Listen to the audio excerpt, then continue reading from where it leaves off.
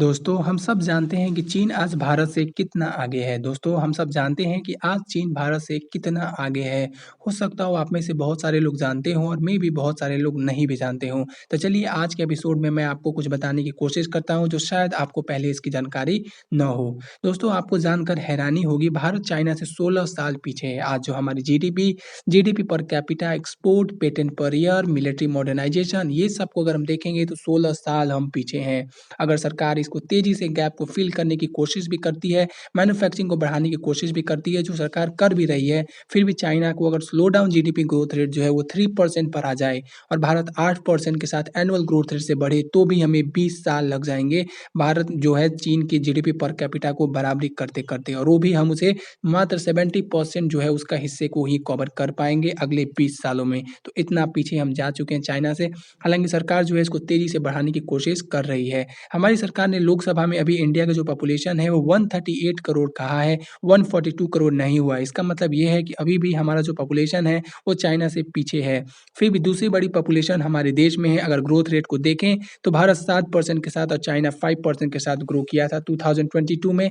पहली नज़र में अगर हम देखेंगे तो कोई भी खुश हो जाएगा, और भारतीयों की जो खुशी है वो दोगुनी तब हो जाती है जब भारतीय पीएम नरेंद्र मोदी जो है अमेरिकी दौरे पर गए और कई कंपनीज भारत आने को सहमत हो गई थी। अमेरिका की नज़र से हम देखेंगे तो भारत दुनिया की सबसे बड़ी डेमोक्रेसी है। अगर चाइना को पछाड़ दे तो यूएसए जो है काफ़ी ज़्यादा खुश होगा, और वो यह चाहता भी है। अगर यूएसए को पीछे जाना ही है तो उसकी कुर्सी जो है वो डेमोक्रेटिक देश भारत के पास जाए, ना कि कम्युनिस्ट चाइना। और इसके लिए जो है वो भारत के साथ रिश्ते को मजबूत कर रहा है। यानी कि यूएसए भी ये नहीं चाहता कि चाइना जो है उसकी कुर्सी को ले ले, और यूएसए ये जानता है कि उसे एक ना एक दिन पीछे जाना है, तो ये वो कुर्सी जो है भारत को देना चाहता है, न कि चीन को।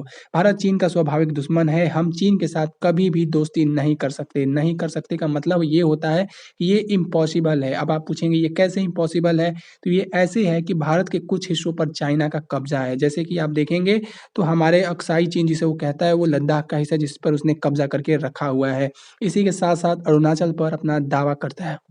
साथ ही चीन जो है ताइवान पर कब्जा करना चाहता है, तिब्बत पर जबरदस्ती कब्जा करके बैठा हुआ है, और हम ये सब स्वीकार नहीं कर सकते। बदलते समय के साथ भारत जो है वो पावरफुल होगा, और चाइना जो सुपर पावर बनना चाहता है उसे उसके पड़ोस में ही मुंह की खानी पड़ जाएगी।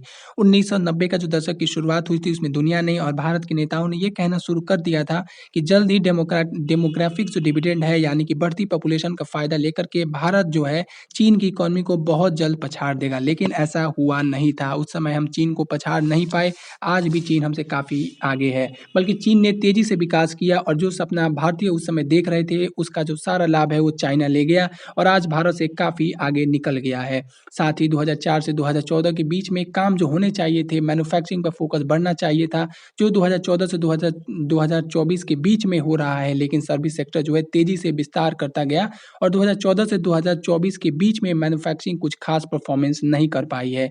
हालांकि 1990 से 2024 तक भारत जो है लगातार ग्रोथ करता गया, लेकिन जो प्रेडिक्शन हुई थी उसमें 2002-3 में चाइना की जो जीडीपी थी वो 3 गुना बड़ी हो चुकी थी भारत से, जो आज लगभग 5 गुना बड़ी हो चुकी है। अगर आप मुझसे ये पूछें कि भारत की सबसे बड़ी गलती जो है 1990 से 2014 तक ये क्या रही थी, उसमें जो है हमारा मैन्युफैक्चरिंग की तरफ शिफ्ट ना करना, इंफ्रास्ट्रक्चर की तरफ कुछ खास ध्यान न देना, ये सबसे बड़ी गलती रही है। 2014 के बाद जो है मेक इन इंडिया तो आया, बट मैन्युफैक्चरिंग सेक्टर जो है अभी तक 0.8% ही बढ़ पाया है 2014 के बाद। उसका इसका मतलब ये है कि हमारी पूरी इकोनॉमी जो है वो सर्विस सेक्टर पर डिपेंड है, और आने वाले समय में सर्विस सेक्टर जो है और भी ज़्यादा मजबूत होगा, और मैन्युफैक्चरिंग की मजबूती के साथ भारत की इकोनॉमी तेज़ी से आगे बढ़ेगी, और ये चीन की खटिया खड़ी कर सकती है, क्योंकि मैन्युफैक्चरिंग को कहीं से शिफ्ट किया जा सकता है, लेकिन सर्विस सेक्टर को शिफ्ट करोगे तो सर्विस सेक्टर के लिए फिजिकल इंफ्रास्ट्रक्चर और चीप लेबर नहीं, बल्कि हाई स्किल्ड लेबर चाहिए होती है, हाई स्किल्ड इंजीनियर्स चाहिए होते हैं उसके लिए, जो कि शायद भारत के अलावा अभी चीन और भारत के अलावा शायद किसी ही देश के बाद पास हो, क्योंकि भारत के पास वो डिजिटल इंफ्रास्ट्रक्चर है जो कि डिजिटल इंफ्रास्ट्रक्चर चाहिए जिसमें भारत का दबदबा है। तभी तो गूगल से लेकर के माइक्रोसॉफ्ट और वर्ल्ड बैंक से लेकर के आईएमएफ से लेकर के मास्टर कार्ड तक भारतीयों का दबदबा है, उन्हें कोई चुनौती नहीं दे सकता। लेकिन दुश्मन चीन की कई बातें भी ध्यान देने वाली है। अगर भारत जो है हाई इकोनॉमिक ग्रोथ को बरकरार रखने में कैपेबल नहीं रहता है तो अनएम्प्लॉयमेंट जो है वो तेजी से वो बढ़ती हुई नज़र आएगी क्योंकि जो पॉपुलेशन है वो हाई है और निकट भविष्य में भारत चाइना को पीछे छोड़ता हुआ नज़र नहीं आ रहा है।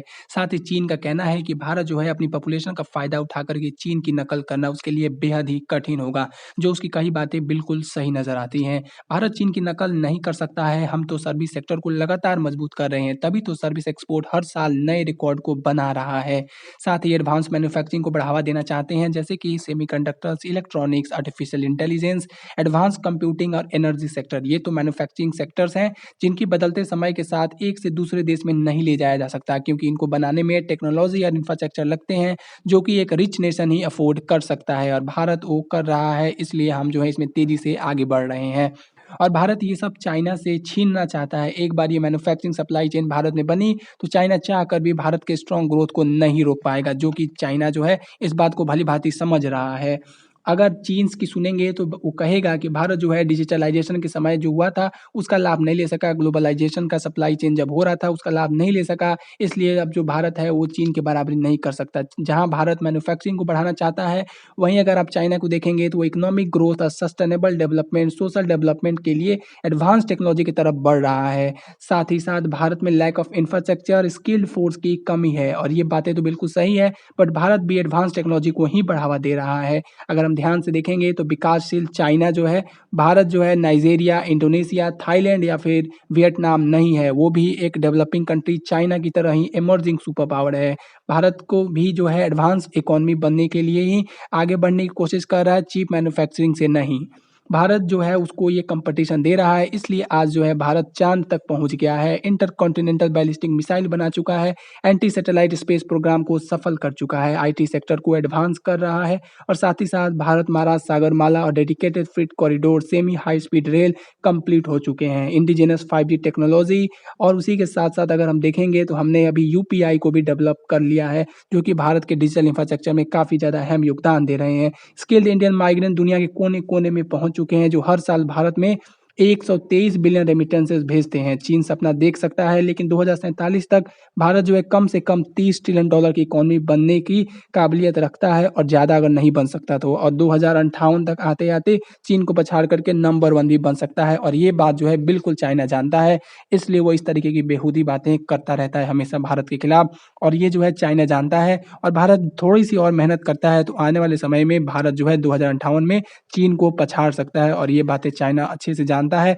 भारत भी जानता है और यूएसए भी जानता है। इसलिए यूएसए ने भारत को चुना है, जहाँ अभी कुछ खास मैन्युफैक्चरिंग नहीं है, उसके लिए भी उसने भारत को चुना क्योंकि आने वाला समय जो है भारत का मार्केट बहुत विशाल होने वाला है। उसने वियतनाम को नहीं चुना, जबकि वियतनाम जो है इलेक्ट्रॉनिक एक्सपोर्ट में अभी भी भारत से ज़्यादा है, उसका मैन्युफैक्चरिंग कैपेसिटी भारत से अभी ज़्यादा है, फिर भी उसने भारत को चुना। तो इसके पीछे कुछ तो कारण है। भारत जो है वियतनाम, थाईलैंड या फिर मलेशिया नहीं है, भारत चाइना की तरह ही एक इमर्जिंग ग्लोबल सुपर पावर है दोस्तों।